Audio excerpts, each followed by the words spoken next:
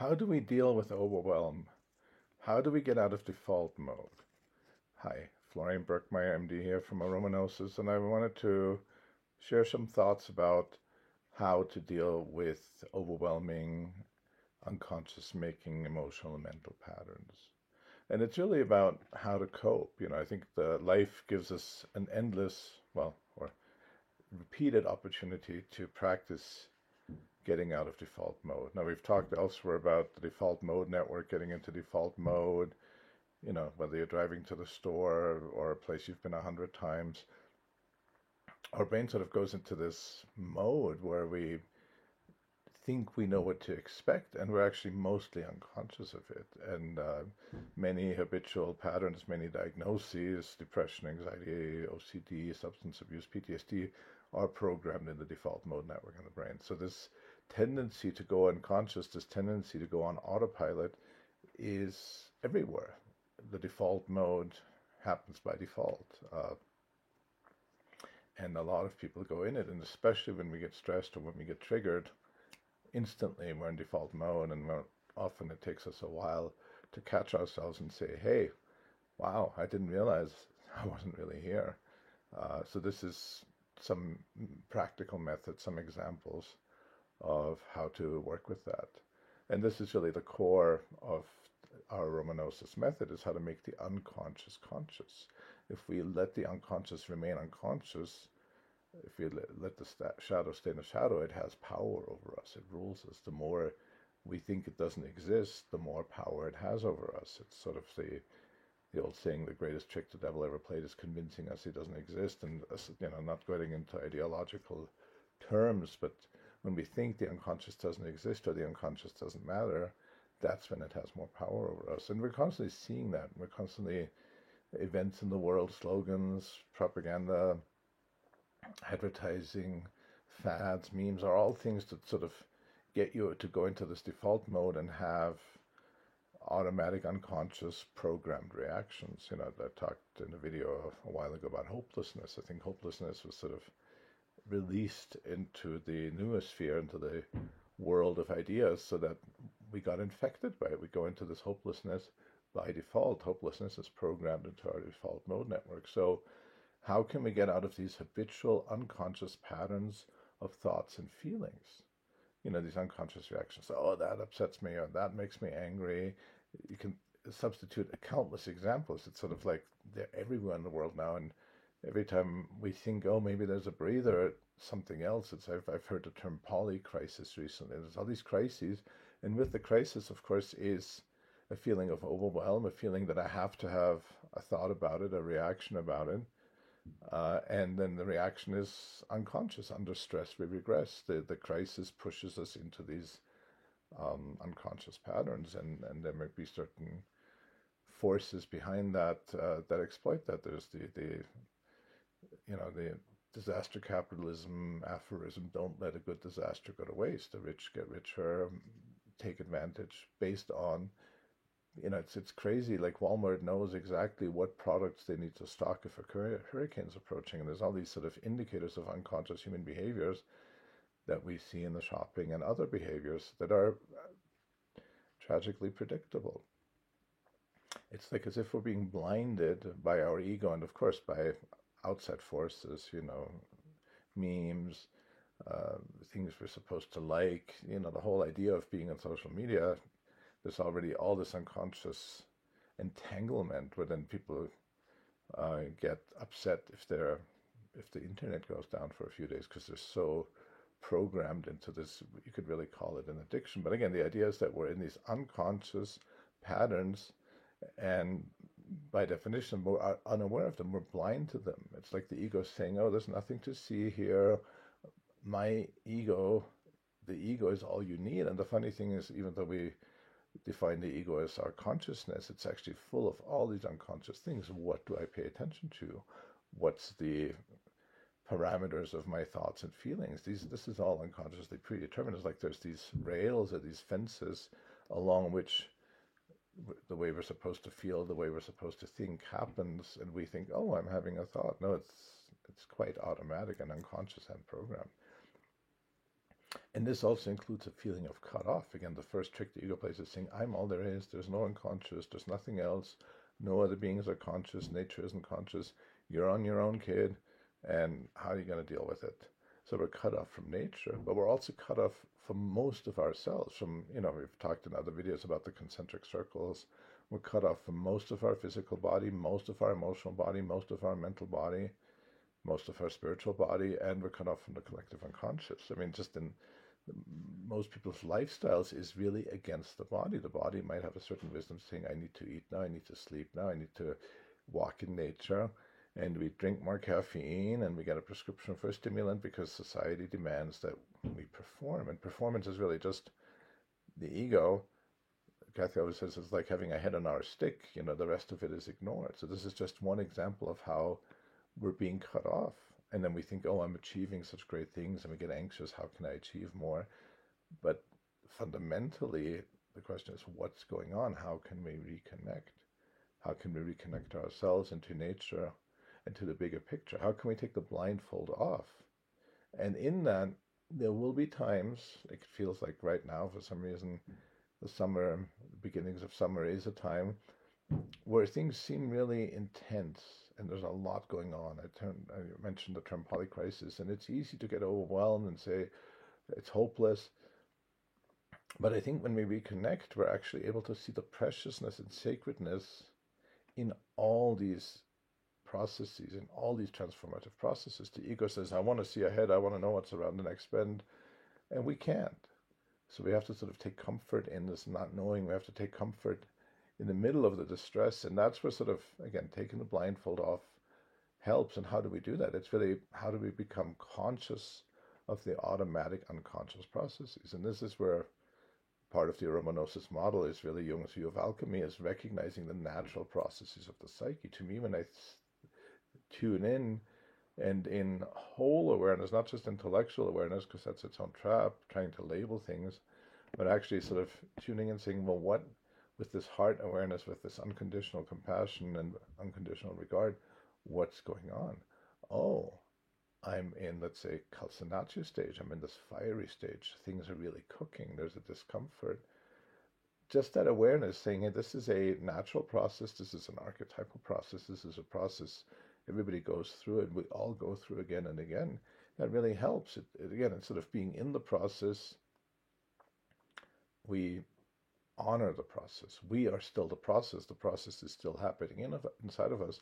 But the awareness is like the alchemical vessel. It's like when you're cooking, you turn on the heat can destroy, it can burn the house down, fire can destroy, but you can also harness it just enough where you're not telling the fire how to be, because fire is fire, but you're harnessing the energy so you can cook a meal. And here we are the fire is in our unconscious. It's easy to let it burn us up, but we can also, through this awareness, this heart awareness, use it as if we're cooking. The heart awareness is the alchemical vessel in which we're cooking ourselves. And that's also where the aromas help. Yes, the framework is good to say, oh, maybe I'm in calcinatio, maybe I'm in coagulatio, but then the aromas, and I have my friends here, my allies, to help me teach. One of them is Atlas Cedar and the other one is Patchouli, and I'll explain why those two. But as studies have shown, as soon as I smell an aroma, it takes me out of ego mind, it takes me out of default mode and really brings me into heart awareness, into this larger awareness. And one reason I'm recording this video is just because I feel I've been going through a stage in which I've been very unconscious, anxieties, worries, and I can't make it go away. And I think the industry that prescribes medication, that's just shooting the messenger, putting a band-aid on it, and it's going to build and build and erupt. The best is really, as I'm reminded by working with my allies, to honor it, to say what's going on, and remembering that this is part of this larger process, that I'm the alchemical vessel. So let's talk about an example.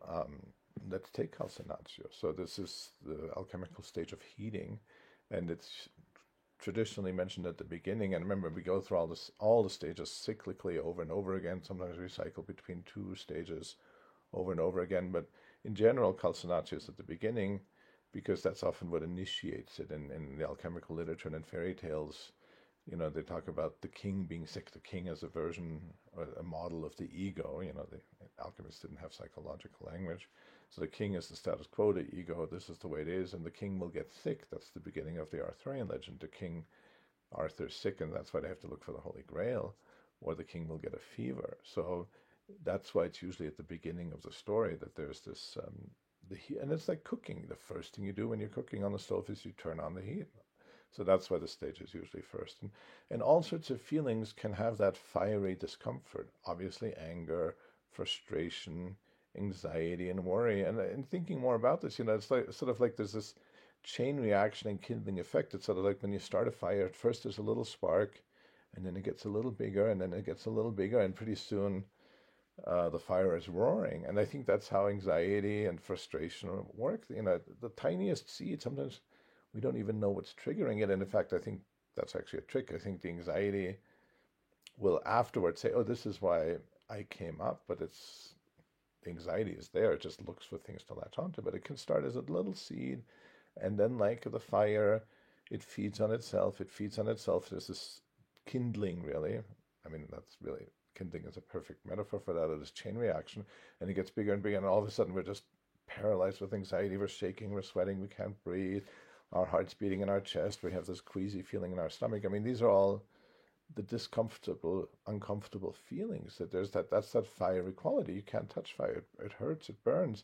You can't really put it in a box. It's got this fiery quality. It's uncontainable. And it feeds on itself. And as I said, it can feed on itself. It can destroy us. We can just be racked with anxiety and worries. Oh my God, what if this happens? What if that happens? How is this? I look at the world, and every way I can imagine for it is horrible. This is a very uncomfortable place to be. Whether it's in the big picture, politically, environmentally, in our lives, that we get to these stages where like, what do I do? I feel overwhelmed, and there's that discomfort. It's just, well, this fire. But remember, we can harness this energy. We can use it to cook instead of to burn. The fire's in our unconscious. Again, it happens naturally. That's why I think the anxiety just looks for things to latch onto. That's the ego afterwards saying, well, that's why I became anxious, or that's why you became anxious. In a way, that's a fairy tale the ego tells. Well, you could say it's a defense mechanism. Oh, there's a reason for this. Well, regardless of the reason, these processes are always happening the same way our digestion is always happening. And the digestion is a fiery process too. Even breathing, when we're inhaling oxygen and breathing on carbon dioxide, that's exactly what happens in a fire. But basically, our cells, our body, our organs are a very controlled process of always burning. In Ayurveda, they talk about the digestive Agni and all the other Agnis, and you can see how the mind has a sort of fiery quality. The Pitta in the doshas in the constitution, I remember years ago hearing someone in Albuquerque say, "Oh yeah, the Vata, the windy aspect, fire heats up the Pitta." So you can think of the wind fanning the flames of the fire, and think about that not just literally with a fire, but inside of us. Those windy thought patterns, the things that drift at us, fanning the flames of anxiety, of anger, of hopelessness, of worry, of overwhelm. And so we have a framework, and yeah, it's nice to think it, but again, being stuck in thinking is part of the problem. Or we can smell the oils and realize, hey, this is actually as uncomfortable as this is a sacred process. Cooking on the stove is dangerous. You touch the stove, you get burned. You could cook the food too much, you can burn the food. But if we have the right awareness, we can make a precious meal that's sustenance to our body, in which then with our digestive fires we digest the food, and then it's used as we breathe in our cells for more combustion. So I think it's really, so I'm using two oils that we've decided, there's other oils you can use for heating to honor this digestive or this fiery process. I'm using Atlas cedar and patchouli, as I said. And Atlas cedar, I think, just because any tree oil, but in particular Atlas cedar, is very much about connecting the root chakra and the crown chakra. There's this sort of grounding or this integration where we're in alignment. We need to be in alignment in order to practice awareness. The lid has to fit on the pot has to be on the stove. If you put the pot somewhere else, if there's no alignment, nothing happens. So, and Atlas Cedar really gets the energy moving.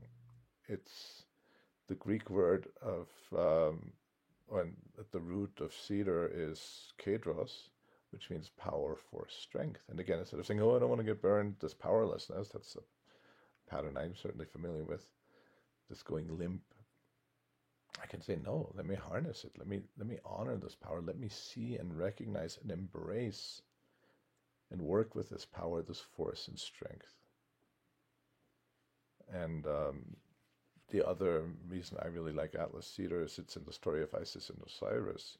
It's the tree of life. It's like the axis, like, in alchemy and Gnostic writings, they talk about the world axis, the axis mundi, or the world tree. It exists in different mythologies, and in Egypt, that world tree was the cedar. Even Atlas Cedar, the idea that Atlas carried the world on his shoulders. So it's this connection between the conscious and the unconscious, between, you could say, the present world and the invisible worlds, the underworld, all the unconscious patterns. And I'm reminded with Atlas Cedar of a quote by Jung from the Red Book: in order for the branches of the tree to grow into heaven, the roots have to grow into hell. In order for us to expand our consciousness, the branches to grow into heaven, we have to also plumb the depths of the difficult emotions. The roots have to grow into hell. So there's this reconciling of opposites: heaven, hell, branches, roots, yin and yang. That's the alchemical process. Is really this. The ultimate goal is the conjunctio, the sacred union of the conscious and the unconscious, of the inner masculine and the inner feminine. So Atlas Cedar is just the perfect ally for reminding us of this, as we feel the heat, as we feel the anxiety, as we feel the powerlessness. Atlas Cedar just reminds me personally, I am here. I am try to be in alignment as much as I can. I am willing to embrace this force and this power that erupts through me, that moves through me. We talk a little bit about the patchouli. Again, it's very grounding. To me, it's almost like if the camera is out of focus, like, sometimes there's a movie, or if you're taking a picture, it's out of focus, and then it comes into focus. And it's not that just with the outside world, but with us, like my structure, like there's a focus. I feel like where my body begins, and again, not just my physical body, but physical, mental, emotional, spiritual, what's mine, what's not mine. There's that focus, that boundary, that delineation. And again, patchouli is very warming, heating. That's why it's used as an aphrodisiac, to get the blood flowing. So in this case, I wanted to remind me of the heat that I'm feeling, of this awareness, to go beyond what I think I already know. So hopefully I've given you a little sense of how we can harness these unconscious forces, in this case the example, the fiery emotions, and instead of wanting to avoid them, wanting to numb, wanting to go limp, wanting to repress them, which has its own dangers, instead of letting them rule us unconsciously by being blind to them, instead of thinking, oh, I'm all ego, really becoming more fully ourselves, becoming the alchemical vessel, reconnecting. Through smelling these, I connect. I don't have to have an Atlas Cedar tree or a patchouli plant. The soul of the plant comes through in these aromas. So they're guiding me, and they're reminding me that this uncomfortable period is part of this sacred divine process. The other thing you can do is fire ceremonies. There'll be a new moon soon, so you could do a fire every new moon and every full moon, and just sort of become aware of what worries, what mental patterns you have, that you could write down and burn the notes in the fire, or make the fire ceremony on. Just make the fire, pray to it, talk to the wood, talk to the fire, so that you become aware of fire as a conscious process. As I said, we are fire. Humans are crystal fire. So I hope this gives you a little bit of some practical advice, perspective, things you can do yourself.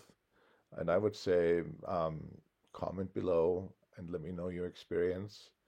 I also would say don't forget to subscribe and tell your friends about us. And if you're interested in these particular topics, if you're interested in me spelling out how to work with the other alchemical stages, put it in the comments below it. I always look for guidance and try to answer questions from our viewers. The other thing I want to say is that if you're ready to take the reins and delve deep into this, our Energy and Alchemy subscription, I'll put the link below, is a perfect way of really learning to harness all the alchemical stages. You get a box every month. In fact, Atlas Cedar and Patchouli are in the first box in the Calcinacea box. And every month you get oils and other aromatic and other allies, flower essences, gemstones, to really help you connect with yourself, to really open the doors to the unconscious, to become more fully yourself and just instead of just being who our ego tells us we think we are. So that's it for now. I'll see you soon.